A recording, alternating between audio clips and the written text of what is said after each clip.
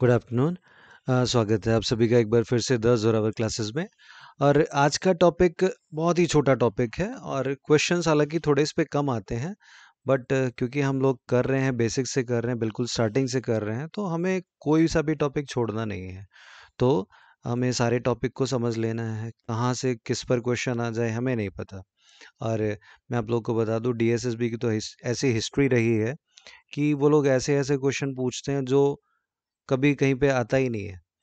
एक बार तो इन लोगों ने डीएसएसबी में पूछ लिया था, सीता की बहन का नाम, सॉरी, राम जी की बहन का नाम बताइए। अब हम लोगों ने भी जितनी पढ़ी हुई है, तो ये हिस्ट्री तो नहीं पढ़ी हुई है, बट ये डीएसएसबी के क्वेश्चन में आ गया था। तो केवीएस अब तो खैर हालांकि सही हो गया है जब से सीबीएसई इसका लेने लग गई है। तो हमें कहना कोई भी स्टोन अनटर्न छोड़ना नहीं है, लीव नो स्टोन अनटर्न कहावत भी है। तो सारे टॉपिक को करते हैं। तो आज का टॉपिक है हमारा क्यूब एंड क्यूब रूट, जो हम लोगों ने लास्ट किया था उसी का थोड़ा सा आगे है, फर्दर है। अब समझ लेंगे स्क्वायर क्या होता है। स्क्वायर, जब हम किसी एक संख्या की गुणा दो बार करते हैं तो हम क्या कहते हैं कि हमने उसका स्क्वायर कर दिया है या वर्ग कर दिया है। अब जब किसी संख्या की आपस में उसी संख्या से गुणा 3 बार हो जाए तो हम इसको ये 2 की पावर 3 लिख सकते हैं, या हम इसको 2 की क्यूब कह देंगे। इसी को हम क्या कहेंगे, क्यूब कहेंगे, या फिर हिंदी में घन। तो इसीलिए हम यहाँ पर इसको कह सकते हैं घन, और ये घन मूल। जैसे वो वर्ग और वर्गमूल था, वैसे ही ये घन और घनमूल। अब निकालना कैसे है। अब देखिए, कोशिश तो आप लोग ये करेंगे कि 1 से 9 तक वैसे लगभग याद होता भी है। जैसे 1 का क्यूब है 1 ही होगा, 2 का क्यूब 2 दूनी 4 दूनी 8, 3 का क्यूब 3 तिया 9 तिया 27। इसी तरीके से 9 तक तो बड़ी आसानी से निकाल सकते हैं। ठीक है, 9 का क्यूब हो जाएगा 9 निम 81 और 9 एकम 9 9 अठे 72। और ये आप लोग याद कर लेंगे। ठीक है, जितना याद करेंगे, जितनी आप लोग की कैलकुलेशन स्पीड अच्छी होगी, उतनी ज़्यादा कि क्वेश्चन में एक्यूरेसी आएगी, स्पीड के साथ कर पाएंगे आप लोग। राइट। अब ये तो हो गया कि ये 1 डिजिट वाले। अब हमें 2 डिजिट वाले कैसे निकालना है ये भी देख लेंगे आप लोग। सपोज हमारे पास एक नंबर है, कोई भी 2 डिजिट लेते हैं, 2 3 ले लिया, या पहले हम लोग 1 2 लेते हैं, 12 लेते हैं, छोटा से शुरुआत करते हैं। हमें इसका क्यूब निकालना है। अब जैसे हमें स्क्वायर निकालना था तो हम क्या करते थे, हमने यहाँ पर लिया था a+b के होल स्क्वायर का फॉर्मूला, ए स्क्वायर 2ab बी स्क्वायर। तो अब हमें जब क्यूब निकालना है तो हम फॉर्मूला लेंगे a+b के होल क्यूब का, that is a cube 3a square b 3a b square and b cube. बस इस पे आपको पुट करते जाना है, जैसे इसमें करा था बिल्कुल सेम प्रोसीजर आप लोग इसमें कर लेंगे और आपका बड़ी आसानी से आंसर आ जाएगा, अगर निकालने के लिए आता है तो। देखिए अब कैसे करेंगे। सबसे पहले ये 1 को आप एज ए ट्रीट करेंगे, 2 को आप एज ए बी ट्रीट करेंगे। नाउ सबसे पहले बी क्यूब मीन्स 2 का क्यूब कितना हो गया, 8 हो गया। नाउ 3ab स्क्वायर मीन्स 2 दूनी 4, 4 एकम 4 और 4 तिया 12 आ गया। कोई कैरी था नहीं तो 12 का 2 कैरी 1। नाउ 3a² बी, 3 एकम 3 3 दूनी 6, 6 और 1 क्या आ जाएगा, 7 आ गया। राइट, क्लियर हो रहा है। अब लास्ट क्या बचा, ए क्यूब। तो 1 का क्यूब क्या हो जाएगा, वो 1 हो जाएगा, means 1728 is the required answer. आप लोग साथ में चेक भी कर सकते हैं और साथ के साथ कॉपी लेकर के बैठे आप लोग मेरे साथ सॉल्व भी कर लें। अब एक और लिया था हम लोगों ने 23, इसको भी सॉल्व करके देख लेते हैं। अगेन इसको हमें एज ए ट्रीट करना है, इसको हमें एज अ बी ट्रीट करना है। शुरुआत हमें पीछे से करनी है ना। नाउ बी का क्यूब 3 का क्यूब हो जाएगा, 3 तिया 9 तिया 27। Okay, carry 2। अब क्या है 3ab², तो 3 तिया 9, 9 दूनी 18 और 18 तिया 54। ओके, और यहाँ पे क्या कैरी था हमारा 2, तो 54 और 2 56। अब कैरी आ गया हमारा 5 आ गया। अब है 3a² बी, तो 2 का स्क्वायर 2 दूनी 4, 4 तिया 12, 12 तिया 36, 36 और 5 41, ये हो गया और हमारा कैरी आ गया 4। अब 2 का क्यूब निकालना है, a का क्यूब यानी कि 2 का क्यूब निकालना है, 2 दूनी 4 दूनी 8, 8 और 4 12। तो ये हमारा हो जाएगा 23 का क्यूब, 12167। एक दो क्वेश्चन और करते हैं ताकि और क्लियर हो जाएगा। ओके, जो हम लोगों ने कर लिया है हम लोग वो उसको लिख देते हैं। 23 का क्यूब अभी हम लोगों ने किया है 12167, राइट। अब अगला कर लेते हैं, एक 5 वाले डिजिट ले लेते हैं, 25 का क्यूब ले लेते हैं। ओके, अब 25 का क्यूब कैसे निकलेगा? अगेन फॉर्मूला ए क्यूब। फॉर्मूला पहले थोड़ा सा स्टार्टिंग में आप लोग को लिख करके प्रैक्टिस करनी पड़ेगी।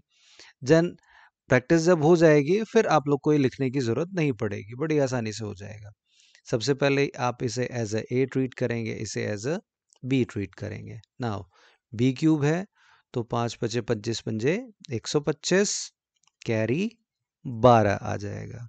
ओके, नाउ 3ab स्क्वायर, तो 5 का स्क्वायर 25, 25 दूनी 50 और 50 दिया 150, 150 में 12 जुड़े 162 का 2, कैरी 16 आ जाएगा।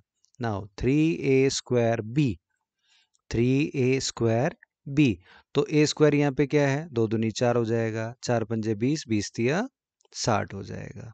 ओके, और 60 में ये हमारा कैरी, एक मिनट, 60 में हमारा ये कैरी जुड़ गया 12, एक बार चेक कर लेंगे इसको, एक मिनट। 25 पंजे 125, ओके, यहाँ पे यानी कि 16 था। फिर से देख लेते हैं, 3a स्क्वायर बी, तो 2 दूनी 4, 4 पंजे 20, 20 थी 60, और 60 में ये 16 जुड़े तो ये हमारा हो गया 76, कैरी 7। ओके, ना 2 दूनी 4 दूनी 8, 8 और 7 15, मीन्स यहाँ पर क्या आ गया 15,625। जैसे 23 का क्यूब आया था 12,167, वैसे ही आ गया यहाँ पर 15,625। बढ़ते हैं आगे अगले प्रश्न की तरफ।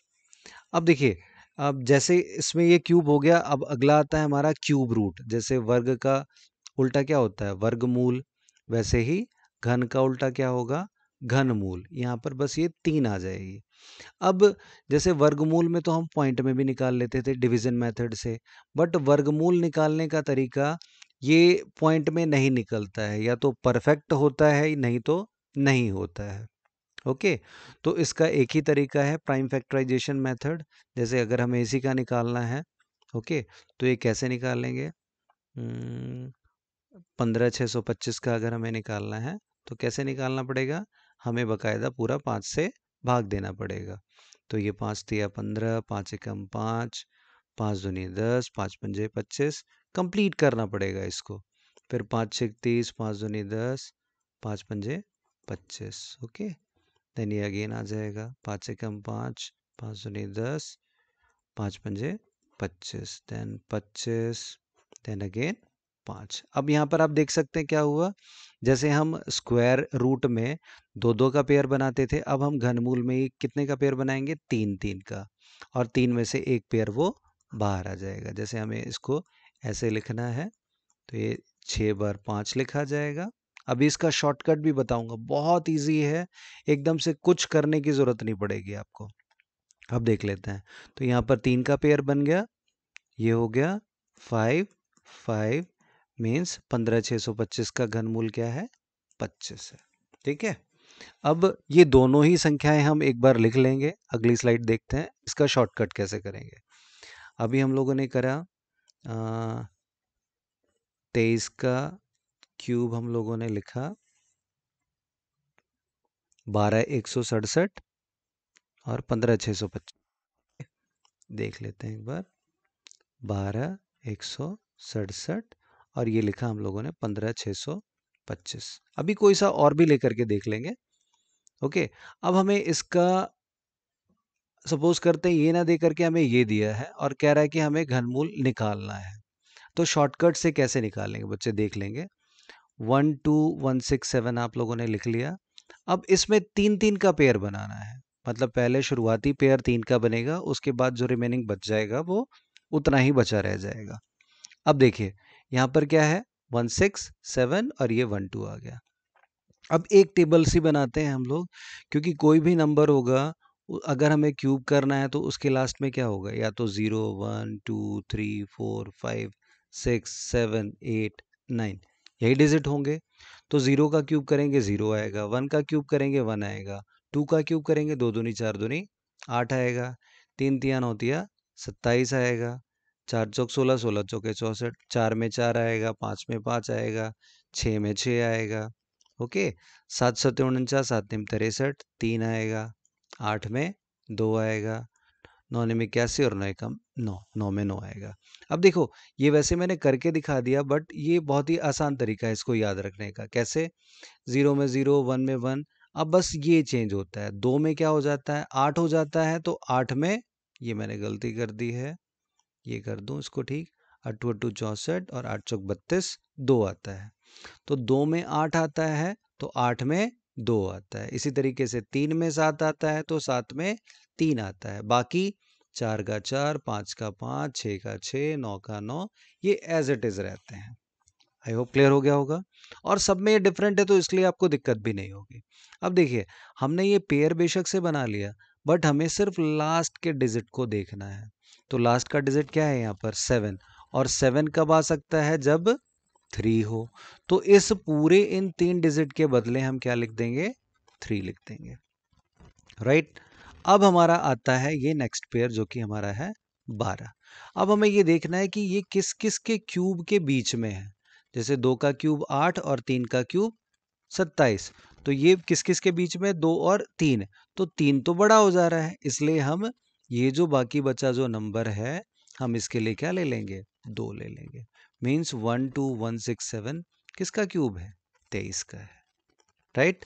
अब अगली संख्या इसी तरीके से इसको भी सॉल्व करके देख सकते हैं। पहला पेयर ये, दूसरा पेयर ये। अब 6 to 5, क्योंकि लास्ट में 5 है, तो 5 है तो क्या आएगा? 5 आएगा।